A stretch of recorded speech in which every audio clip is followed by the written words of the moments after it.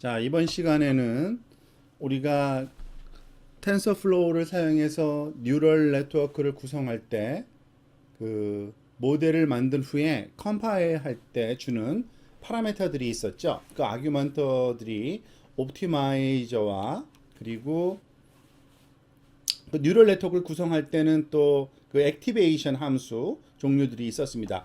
그것들의 종류가 어떤 것들이 있고 의미가 뭔지를 좀 살펴보도록 하겠습니다. 우선 액티베이션에 관한 내용을 먼저 한번 살펴보도록 하겠습니다.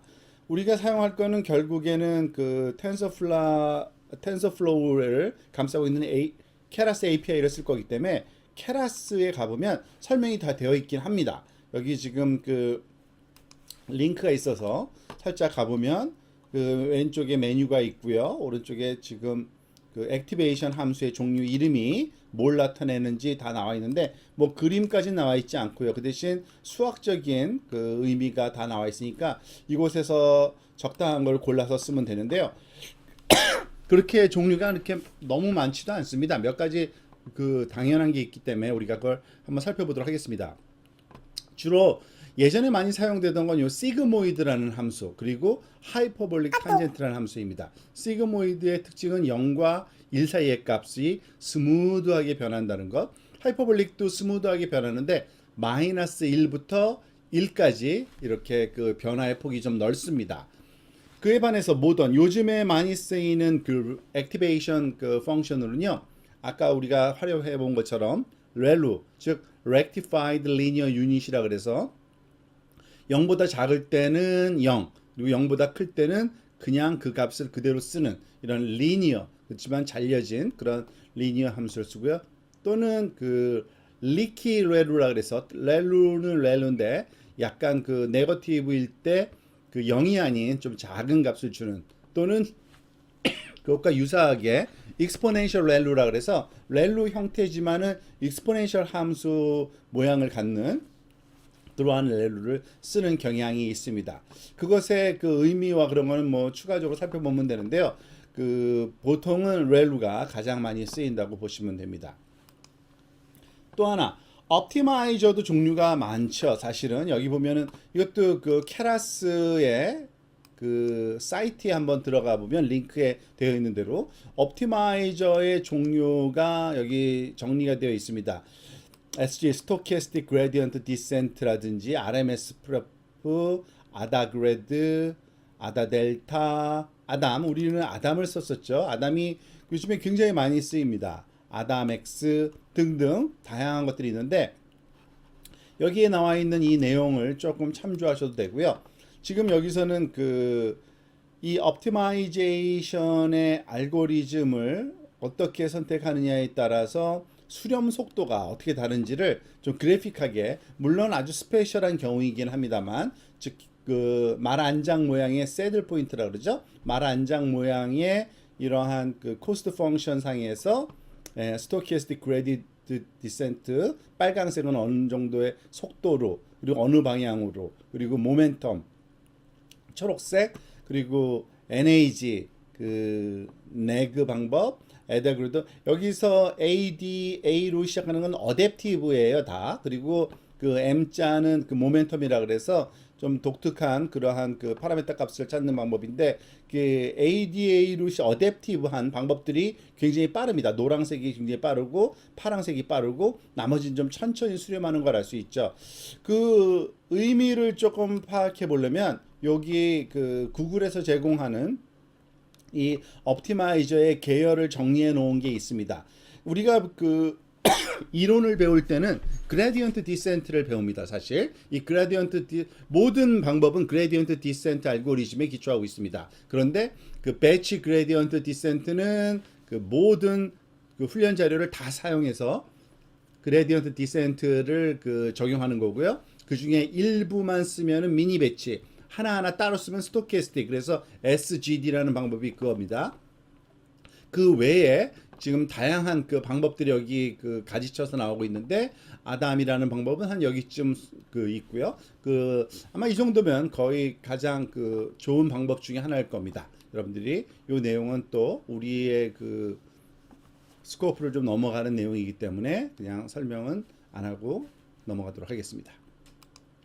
또 하나 로스 펑션을 우리가 설정을 해야 되는 경우가 있었습니다. 로스 펑션 또한 여기 케라스의 매뉴얼 페이지에 다양한 종류가 있습니다. available loss 펑션에 mean squared error, mean absolute error 등등등 다양한데 여기에 정리된 대로 그 우리가 풀고자 하는 문제가 리그레션 문제인지 클래시피케이션인지에 따라 다르고요.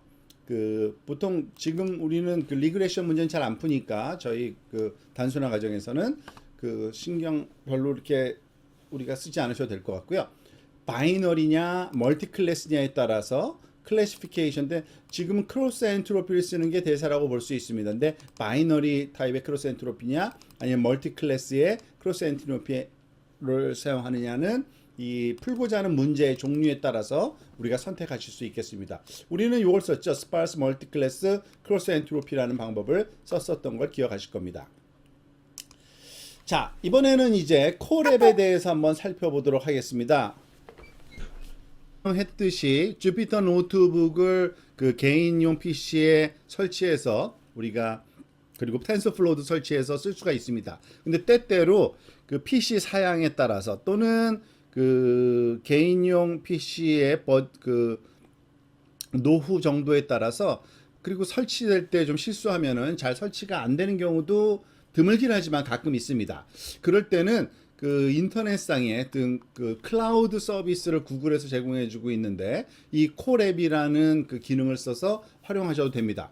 이 코랩을 쓰기 위해서 여러분이 필요한 건 딱 한 가지입니다. 그 구글 그러니까 Gmail 어카운트가 있으면 돼요. Gmail 어카운트만 있으면 그 자동적으로 그 구글 클라우드에 드라이브가 만들어지고요. 그 드라이브 상에 우리가 이 노트북을 올려놓고서 사용할 수 있게 되고 또 좋은 점은 뭐냐면 그 일반 PC나 뭐 보통 우리가 그 쓸 수 있는 컴퓨터에는 고사양의 GPU나 또는 TPU라는 더 그 뉴럴 네트워크를 계산하기에 효율적인 그런 프로세서들이 제공되질 않죠. 하지만 이 코랩을 쓰면은 자동적으로 우리가 선택할 수가 있어서 마음껏 쓸 수가 있습니다. 그런 장점이 있습니다. 그래서 코랩을 쓰기 위해서는 이 사이트로 이동하시기만 하면 됩니다. 한번 가볼까요? coreap.research.google.com을 여러분들이 클릭해서 들어가시면 됩니다. 자, 그러면은 이러한 그 조그만 창이 하나 먼저 뜹니다. 지금 뒷 배경에 브라우저에도 내용이 뜨긴 뜨죠. 그렇지만은 그 일단은 여러분들이 이전에 작업해 놓은 게 있으면 그 작업했던 그런 내용들이 좀 여기 보이는 거고요. 만약에 원하면은 그 새 노트를 여러분들이 시작하실 수가 있습니다. 뭐 지금은 새 노트를 우리가 그 시작을 하는 게 좋을까요? 잠깐만요. 그래서 한번 새 노트를 한번 해보는 것도 좋겠네요. 자, 보면은 그 여기 그 탭을 한번 볼까요? 예, 최근 사용, 구글 드라이브, 뭐 GitHub, 업로드 등등 있는데 일단은 그 첫 디폴트로 최근에 한 것들이 뜬 거고요. 구글 드라이브를 누르면 그 여러분들이 그 처음 Gmail 어카운트를 만들 때 자동적으로 생긴 그 drive.google.com에 그 놓여 있는 파일들을 보여주는 거고요. 저는 이미 작업을 했었기 때문에 있는 거고 여러분들 같은 경우에는 없을 경우에는 새 노트를 여기서 클릭해서 시작하시면 됩니다. 한번 새 노트를 클릭해 보세요.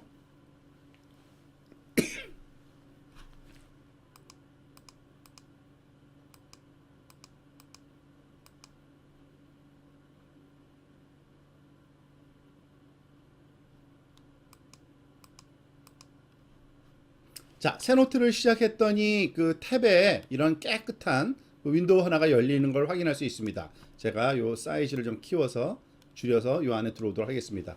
우리가 봤던 주피터 노트북하고 똑같은 겁니다. 사실은. 그런데 조금 인터페이스만 조금 그 약간 변형을 준 거예요. 더 편리하게 한 건데 즉 그 주피터 노트북에선 두 가지 중에 하나만 할 수 있죠. 컴퓨터 코드냐 아니면 텍스트냐. 그걸 선택하게 되어 있고요. 지금 여기 같은 경우에는 일단 텍스트로 한번 해볼까요? 그리고 텍스트라고 이렇게 선택을 한 다음에 여기다가 좀 넣는 그 인터페이스가 좀 다른데 오히려 편리하게 마크다운의 종류를 그 기능을 좀 여기다 할 수 있는 거고요. 예를 들어서 제가 제목 같은 경우에는 이거 한번 눌러볼까요?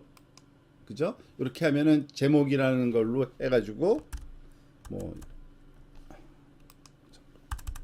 그죠?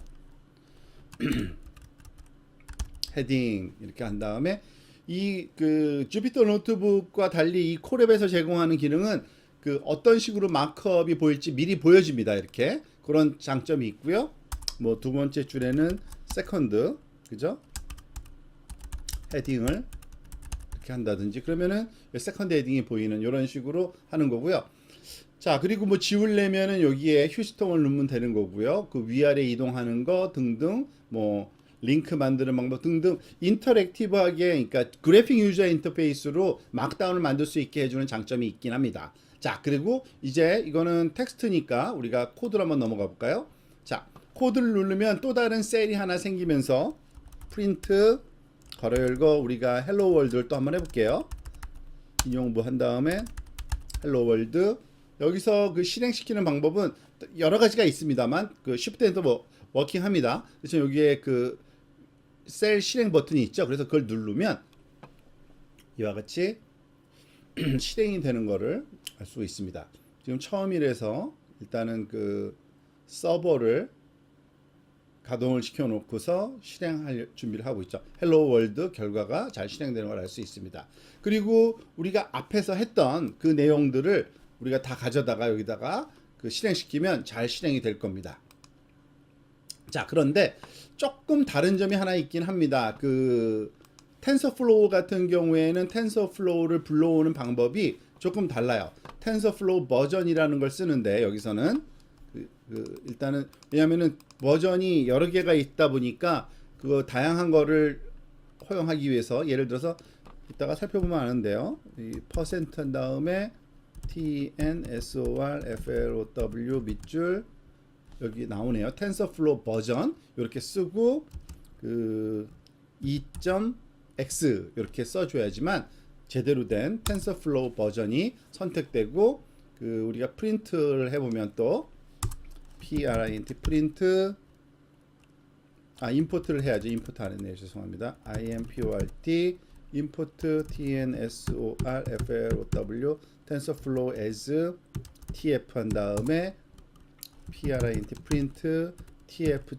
밑줄 vrsion 밑줄 이렇게 하면은 이제 그 선택이 그 2.0 버전 2.1 버전일 겁니다. 아마 좀 더 그 업데이트돼서 그리고 그저 2.1이죠. 텐서플로우 버전이 선택되는 걸 확인할 수 있고요. 이런 그 환경에서는 나머지는 다 이전에 했던 것과 동일합니다. 그냥 가져다가 우리가 그대로 실행시키면 그대로 실행이 됩니다.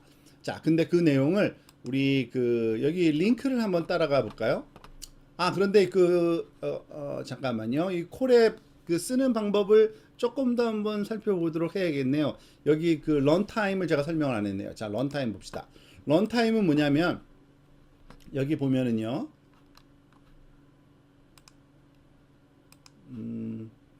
여기 지금 메뉴가 지금 숨겨져 있는데요. 제가 요거 메뉴를 공개하겠습니다. 그러면 여기 그 요건 제목이고요. 제목 쓸 수 있고요. 그리고 파일 수정 여기 런타임에서 런타임 유형 변경이라는 게 있습니다. 가보면 당연히 디폴트로는 파이썬 3 그리고 하드웨어 가속기는 넌으로 되어 있을 겁니다. 당연히 그 코드는 그 이제 파이썬은 그 2.0 버전 잘 안 쓰니까 파이썬 3를 선택하는 게 맞고요. 하드웨어 가속기가 디폴트는 넌이면 CPU를 쓰는 거고요. GPU를 쓸 거냐 아니면 TPU를 쓸 거냐. 그 계산량이 너무 많으면은 이런 GPU나 TPU를 쓰면은 굉장히 그 속도가 빠릅니다. 그래서 이거를 여러분들한테 권장할 수 드리고요. 이것을 한번 저장해 놓고 만약에 실행시키면 이제 GPU로 돌아가는 겁니다.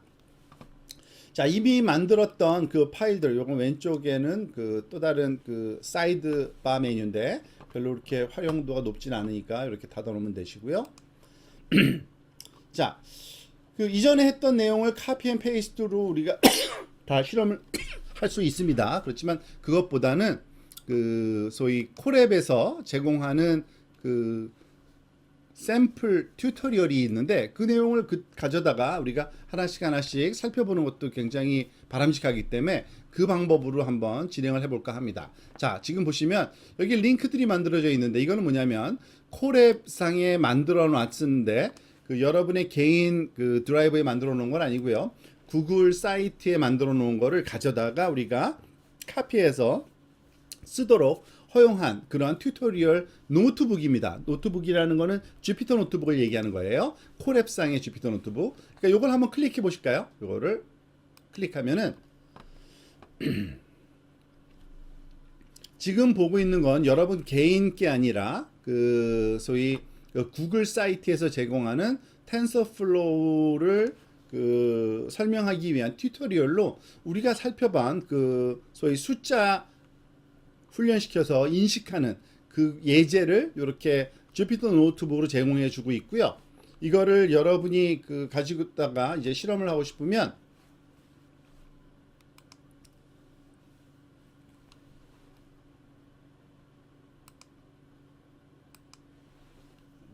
있네요. 파일에서 여러분들 그 드라이브의 사본 저장이라는 거를 이렇게 클릭하시면 됩니다. 지금 이거는 그 여러분이 만들지 않았잖아요. 여러분이 그냥 링크를 따라 들어갔는데 구글 드라이브니까 구글 사이트에 있는 거고요. 요거를 내 걸로 가져오려면 이렇게 드라이브의 사본 저장을 누르시면 됩니다. 그러면은 사본이 여러분 드라이브에 만들어지고요. 여러분 그 드라이브라는 거는 그 지메일 어카운트가 있는 분들한테 자동적으로 제공하는 그 드라이브에 이게 만들어진 건데 이름은 여러분들이 마음대로 바꾸셔서 예를 들어서 저는 이런 유사한 이름들이 있기 때문에 그 mnist-sample sample2 이렇게 하고요. 그리고 사본이란 말은 지워버릴게요. ipynb라는 확장자로 저장될 겁니다. 자, 그리고 이거는 그 이제 여러분들 로컬 그러니까 여러분들 개인 드라이버에 이게 저장이 되어 있을 겁니다. 한번 그 지금 크롬 드라이버를 여러분들이 사용하시고 있고요. 그리고 자 탭을 열어서 여러분의 드라이버를 driver 드라이버로 한번 drive.google.com으로 들어가면 여러분이 그 크롬 브라우저에 여러분들이 로그인 되어 있는 상태라면은 여러분들 드라이버가 열릴 거고요. 저는 제 드라이버에 굉장히 많은 내용들이 있는데 여러분들하고는 조금 다를 겁니다. 복잡할 거예요. 많이 폴더가 많아서. 근데 여러분들은 폴더가 많지는 않을지를 몰라요. 하지만 이렇게 노란색으로 된 폴더가 하나 보일 겁니다. 그게 바로 콜앱 노트북이 놓여 있는 장소예요. 그러니까 이걸 더블 클릭해 보면 조금 전에 제가 만든 그 mnist sample2라는 게 여기 있네요. mnist-sample2.ipynb가 여기 저장되어 있고요. 그 노트북은 우리가 아까 한 것처럼 그 이전에 했던 것처럼 주피터 노트북하고 똑같은 겁니다. 이거를 주피터 노트북으로도 열 수 있어요. 근데 여기서는 콜앱으로 직접 한번 열어서 실험해 보는 거고 이미 사본 가져오기 위해서 여기에 열어놓은 게 있으니까 요걸 가지고 좀 실험을 해볼 겁니다. 자, 너무 내용들이 똑같기 때문에 그냥 그 코드 설명만 하고요. 다른 예제에서 코드를 좀 살펴보도록 하겠습니다. 자, 요거를 조금 확대를 좀 할게요. 너무 글씨가 작은 관계로. 자, 이제 이거 역시 또 mnist 데이터를 가지고서 훈련하는 건데요. 앞에서 봤던 것과 동일합니다. 다른 점 하나는 요거죠. 로컬에서는 그 텐서플로우를 그냥 임포트하면 되는데 여기서는 버전을 선택해 줘야 된다. 왜냐면은 2.0 버전이 그 디폴트로 되어 있질 않아요. 아직은요. 굉장히 새로운 그 버전이기 때문에 그래서 퍼센트 기호 다음에 텐서플로우 버전 2.x라고 쓰면은 이 텐서플로우 2.0 버전을 쓸 수 있는 상태가 되고요. 그 다음은 똑같습니다. import tensorflow tf 그리고 keras도 임포트하고 numpy와 그 pyplot을 임포트한 다음에 여기 tf 버전을 한번 출력을 해보는 거죠. 이건 실행이 아직 안 됐습니다. 아직. 그러니까 한번 실행을 시켜볼게요. 이 버튼을 눌러서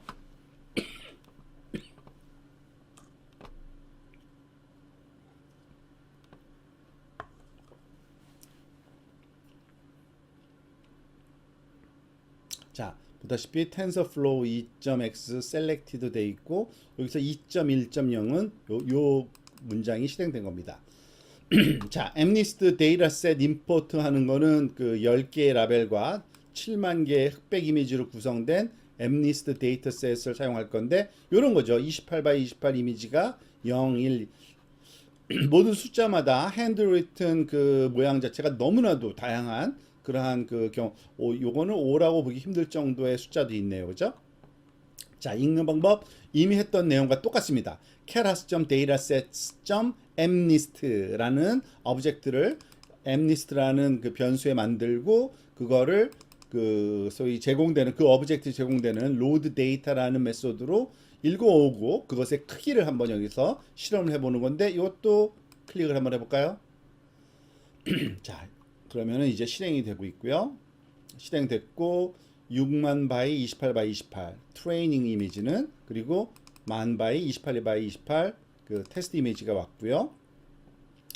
그 데이터 탐색 과정이 여기에 좀 추가되어 있네요. 이 노트북에는 그 6만 개가 있는지 뭐 당연히 6만 개가 있겠죠. 이걸 따로따로 한 번씩 써본 겁니다. 지금 볼까요? train image.shape를 직접 이렇게 프린트 말고 이것만 언급만 해도 이렇게 보여줍니다. 6만 바이 28 바이 28 그리고 길이 length를 측정하는 그 함수도 있거든요. 길이라는 뜻으로 그래서 train label은 6만 개 train labels를 숫자를 직접 한번 프린트를 해본 겁니다. 그랬더니 어레이인데 5, 0, 4 점 이렇게 해가지고 그 앞에 3개와 뒤에 3개만 살짝 보여주고 있죠. 그러니까 0과 9 사이의 값이 정수가 들어 있습니다. 만약에 이건 테스트 셋의 이미지네요. 테스트 이미지의 쉐이프를 또 보네요. 10,000 바이 28 바이 28일 거고요. 그리고 테스트 레벨 크기는 만이어야겠죠. 자, 그리고 데이터 전처리. 우리가 0과 255라는 사이의 숫자를 0과 1 사이로 바꾸기 위해서 255로 나눠준 그거 기억할 겁니다. 그렇게 한 거고요. 여기서는 그 25개의 이미지를 5 by 5 그리드 형태로 한번 그림을 그려보는 겁니다. 한번 또 실행을 시켜볼게요. 자, 이렇게 보여지고 있죠. 이 타이틀은 레이블에 있는 거니까 이 숫자가 갖고 있는 정보죠. 이 5라는 숫자, 3이라는 숫자 등등 어떤 그 그림이 어떤 숫자인지를 나타내고 있고요. 자, 이제 층을 차례대로 쌓아서 시퀀셜 형태로 그 뉴럴 네트워크를 네트워크 구성하는 방법입니다. 여기 보면은 그 keras., modelz. sequential이라는 함수 안에 어레이 형태로 이렇게 3개의 층을 쌓고 있죠. 지금 그 keras.layers flatten, keras.layers dense 요거는 우리가 배운 적이 없어서 이게 그 그냥 코멘트 아웃을 해놓은 거고요. 주석 처리를 한 겁니다. 제가 그 아직 이해를 잘 못할 테니까. 자, 그 다음에 댄스 해가지고서 나와 있고요. 컴파일이라는 과정에서 옵티마이저는 애담을 선택했고요. 로스 펑션은 스파스 캐테고리컬 크로스 엔트로피를, 매트릭스에는 애큐러시를. 여기 뭐 썸메리를 통해서 우리가 한번 했듯이 그걸 볼 수도 있습니다. 그리고 그 케라스에서 제공하는 그 모델의 모양도 이렇게 한번 그려볼 수 있는데 이거 한번 프린트를 한번 해볼까요? 그러니까 코멘트 아웃 언코멘트에서 실행을 한번 시켜보겠습니다. 어떤 결과를 주는지. 자, 모델 그 썸메리를 하면은 784 바이 그러니까 첫 노드, 그다음에 128 노드 10개 언노운이 있고 요거를 그 이런 그 그래프 형태로 또 보여줄 수가 있습니다. 그게 바로 플롯 모델이라는 이 함수인데요. 여기 죄송합니다. 어디 있죠? 모델을 넣으면은 여기서 이렇게 되죠. 그러니까 플래튼 인풋에 인풋이 28 바이 28인데 아웃풋이 28 바이 28이고 플래튼으로 들어가면은 28 바이 28에서 784로 바뀌고 784에서 128로 그 다음에 128에서 10으로 그 이렇게 바뀌는 과정을 좀 그래픽하게 좀 보여주는 겁니다. 요거는 그 레이어의 일부는 아니고요, 그죠? 자, 훈련은 어떻게 한다 그랬습니까? 모델.fit을 통해서 훈련하죠. 자, 5번 그 반복할 거고요. 한번 실행을 한번 시켜보도록 하겠습니다. 그리고 아예 테스팅까지 하네요, 그죠?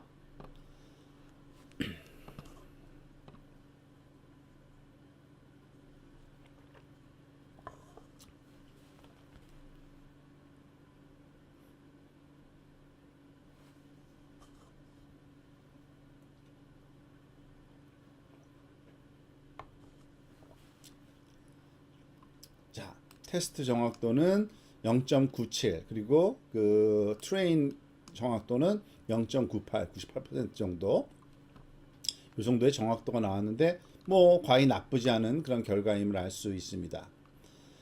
그리고 그 훈련된 모델을 사용해서 이미지에 대한 예측을 만들 수 있다 그랬죠. 한번 151번째 게 틀린 경우였었는데 요거는 잘 모르겠네요. 요번 이미지는요. 자, 프레딕션 된 결과를 보고 몇 번째 건가 봅시다. 제일 작은 요거네요. 그 9라는 숫자인가 보네요. 이게 제일 큰 숫자니까. 그래서 그거를 한번 그림으로 그려보면 9인데 9로 잘 예측되는 것을 알 수 있습니다.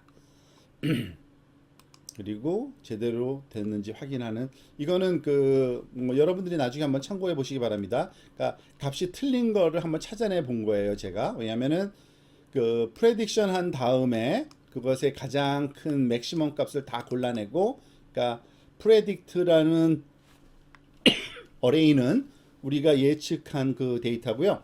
실제 라벨도 있잖아요. 테스트 데이터에 그것과 같은지 틀린지를 한번 비교해 본 겁니다. 그래서 그 같은 것만 true겠죠, 그죠? 그 true가 아닌 거는 그 compare에 false로 나올 거고, false인 곳에 그 인덱스를 골라내봤습니다. 그러니까 115번째, 뭐 149번째 등등, 뭐 10,000개니까 굉장히 많을 거예요. 여기서 한 몇십 개가 될 겁니다, 그죠? 10,000개에서 90, 아까 몇 퍼센트 나왔죠? 확률이, accuracy가 97, 그죠? 그러니까 거의 244개 정도가 틀린 겁니다. 그죠? 자, 한번 볼까요? 몇 번째 게 틀렸다고 그랬죠? 115번째 틀렸다니까 115번째의 값이 뭔가 한번 볼까요?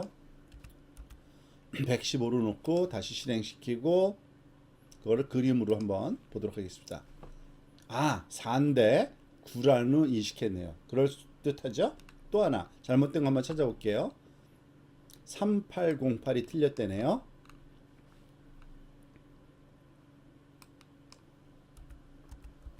3808 실행시키고 그걸 그림으로 한번 또 그려보겠습니다.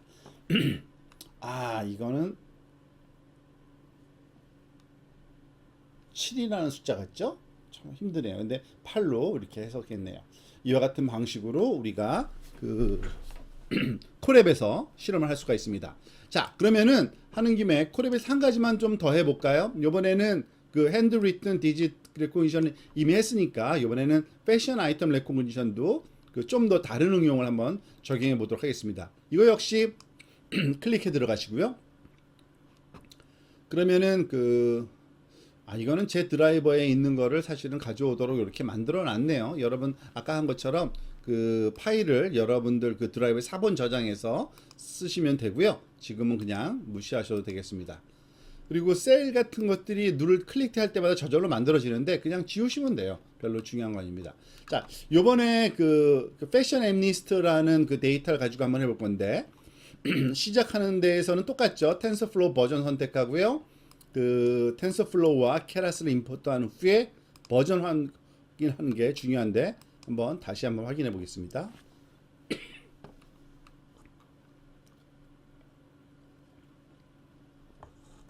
자, 확인하는 과정이고요. 지금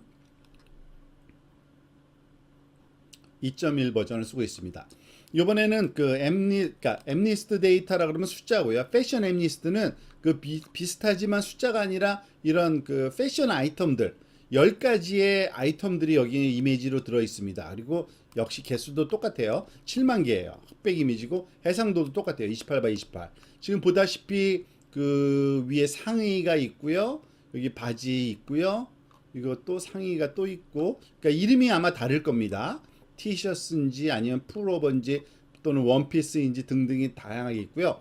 그 샌들 있고요. 그리고 운동화, 그리고 핸드백, 그리고 앵클 부츠 등등이에요. 그 내용은 요 뒤에 또 나오니까 그때 한번 살펴보시고, 이런 것들을 훈련시켜서 어떤 그 이미지를 보여줬을 때 그게 어떤 패션 아이템인지를 확인하는, 그러니까 예측하는 그런 프로그램입니다. 자, 이거 데이터 읽어오는 것도 유사하죠. 이번에는 그 데이터가 패션 밑줄 엠니스트라는 이름의 데이터가 그 케라스의 에 존재하고 있습니다. 그 사이트에. 그래서 데이터 세트로 가져오고요. 그 로드 데이터라는 함수는 똑같습니다. 그래서 트레인과 테스트를 각각 가져와서 읽어놓은 상태고요. 그 내용을 보기 전에 우리가 어떤 식으로 들어있는지 좀 살펴보겠습니다. 지금 보면은 특히 라벨이 역시 데이터 자체는 숫자로 들어있는데 그 숫자가 갖는 의미가 다르죠. 라벨이 0부터 9까지 들어있는데 그 라벨을 숫자일 때는 그게 진짜 의미하는 게 0부터 9니까 그대로 썼어요. 근데 이 패션 아이템은 다르죠. 0번은 티셔츠, 1은 트라우저, 바지죠. 2는 풀오버, 그리고 3번은 드레스, 4번 코트, 샌들, 셔츠 등등 해서 앵클 부츠까지 백에서 10가지의 패션 아이템이 요 숫자로 들어있는 겁니다. 그러니까 우리가 때때로 이거를 그 또 다른 어레이로 갖고 있어서, 그러니까 1번이라 그러니까 8번이 찾아지면은 8번은 사실은 8번째에 해당되는 여기 100이다라고 설명하기 위해서 이렇게 클래스 네임을 어레이로 이렇게 만들어 놓기도 합니다. 지금 요거는 이 각각의 그 인덱스 위치에 어레이 그 패션 아이템 이름을 그 문자로 이렇게 스트링으로 써준 거고요. 데이터 탐색은 읽어드린 데이터의 크기를 다시 한번 확인하는 겁니다. 트레인 이미지는 6만 바이 28 바이 28, 프린트 랭스를 해보니까 6만 개의 트레인 라벨이 들어있는데 역시 숫자가 들어있습니다. 그렇죠? 0부터 9까지 숫자. 그거를 매칭하는 방법은 여기에 클래스 네임이라는 어레이를 사용할 뿐이고요. 자, 그리고 이미지 쉐입하고 또 그 테스트 이미지의 테스트 라벨 또 보니까 10,000개. 그 크기는 똑같네요. 그죠? 그 엠리스트 때랑 데이터 전처리 그 0과 1 사이의 값으로 좀 바꿔주는 게 좋기 때문에 일단은 그림을 한번 그려보고요. 샌들, 그러니까 9번째 이미지를 한번 그려본 겁니다. 그랬더니 샌들이라고 사실 들어있는 게 아니라 트레인 레이블이 들어있는데 그 레이블의 값에 해당되는 클래스 네임을 가져와서 쓴 게 샌들이죠. 255로 나누어서 0과 1 사이의 값으로 바꿔주고 자, 그 엠리스트 때처럼 그 25개의 패션 아이템을 이렇게 나란히 한번 그리드 형태로 그려본 겁니다. 그러니까 대충 어떤 그 패션 아이템들이 들어있는지 하나하나 살펴볼 수가 있겠죠. 자, 이제 중요한 건 모델 구성입니다. 층. 이번에는 조금 더 복잡한 모델을 만드네요. 즉 플래트는 똑같이 처음에 28 바이 28로 만들어줬고요.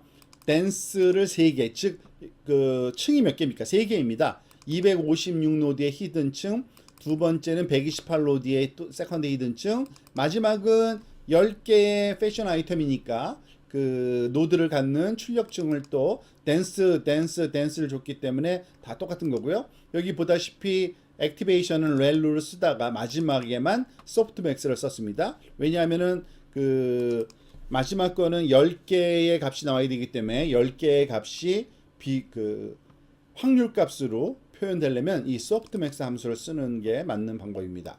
자, 이거를 실행시키고요. 모델 컴파일 해야죠. 아담 옵티마이저와 스파르스 카테고리컬 크로스 엔트로피 똑같습니다. 훈련하는 과정, 모델 fit 하는 거죠. 자, 클릭하면은 5번 하게 돼 있는데 지금 역시 한 번, 두 번, 세 번, 네 번, 5번 진행될 겁니다.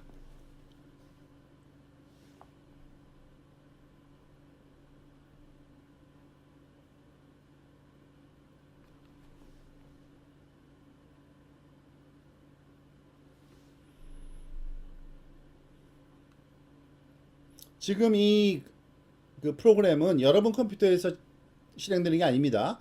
구글 그 클라우드 서비스에서 실행되고 있는 거예요. 이것도 굉장히 애큐러시가 좋네요. 89%. 자, 그 다음에 완성된 다음에는 테스트 셋에 대해서 한번 정확도를 또 똑같이 할 때 88% 정확도가 나왔네요. 어느 정도 맞았는지 프레딕션을 먼저 해본 다음에 그 프레딕션의 0번째 거를 한번 살펴보고 그 중에 제일 큰 아규먼트가 몇 번인가 보니까 9. 그러니까 앵클 부츠라는 것이 아마 9번째 아마 그 이름일 텐데 그걸 한번 프린트를 해보니까 앵클 부츠 맞고요. 10개 클래스에 대한 예측을 그래프로 분석해보는 그림인데 요거는 좀 복잡한 프로그램입니다. 근데 그렇게 그 자세하게 살펴볼 가치는 없을 것 같고요. 그냥 요 이 그래프를 그리는 거를 한번 그 결과를 한번 봅시다. 이거는 데피니션 2개가 있는데 그림을 좀 예쁘게 그리기 위한 프로그램이 있다라고 생각하면 되고요. 그 프로그램이 플롯 밸류 어레이와 플롯 이미지라는 프로그램인데 그거를 여기서 플롯 이미지와 플롯 밸류 어레이를 사용하고 있고 그거를 사용하면은 이런 그림이 그려지는 겁니다. 얘는 플롯 그 이미지고요. 얘가 플롯 밸류 어레이라 그래서 10개의 값이 얼마나 크기로 나타났는지, 그 중에 제일 마지막에 앵클 부츠가 제일 크게 나타났죠. 그래서 이 부분, 그렇지만 다른 것들도 조그만 확률로 있는 거죠. 상대적으로 이게 크니까 이게 값으로 선택된 겁니다. 자, 또 다른 12개의 12번째 거네요. 12번 인덱스는 요건 틀린 경우이네요. 그죠? 샌들이 80%가 나왔답니다. 이게 빨강색이 그러니까 답으로 나온 그 제일 큰 게 답인데, 빨강색이라는 건 틀렸다는 뜻이고요. 진짜는 스니커인데 뭐 틀릴 것 같았네요. 그죠? 스니커와 샌들의 차이가 애매하긴 합니다. 자, 그래서 이번에는 5x3 15개를 한번 그려본 겁니다. 맞췄고 다 맞췄고 빨강색이 나온 거 얘는 못 맞춘 겁니다. 그죠? 샌들 80% 스니커를 오해한 그러한 경우입니다. 아마 여기서 하나만 틀린 것 같은데, 5x3에서는 num 이미지 figure size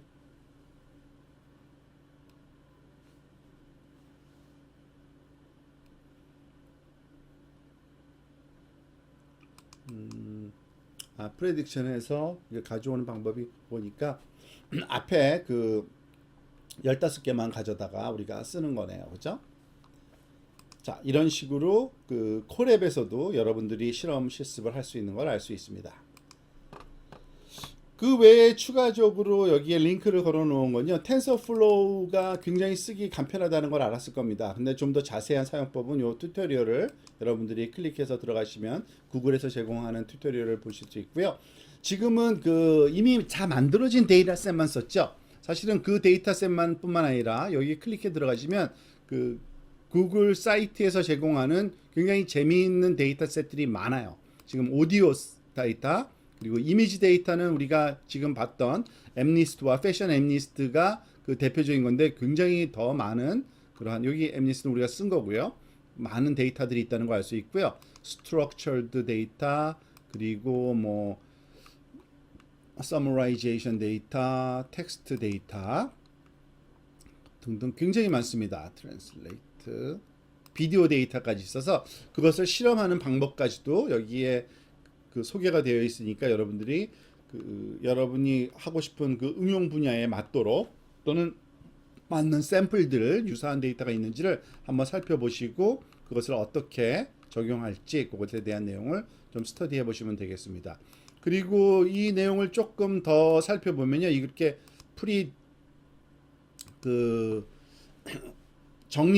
이미 정리된 데이터셋뿐만 아니라 데이터를 어떻게 읽어드릴 수 있는지, 임의의 데이터에 대해서 그런 읽는 방법도 여기 아마 튜토리얼 파트에 소개가 되어 있을 테니까 여러분들이 그 내용을 좀 살펴보시면 됩니다.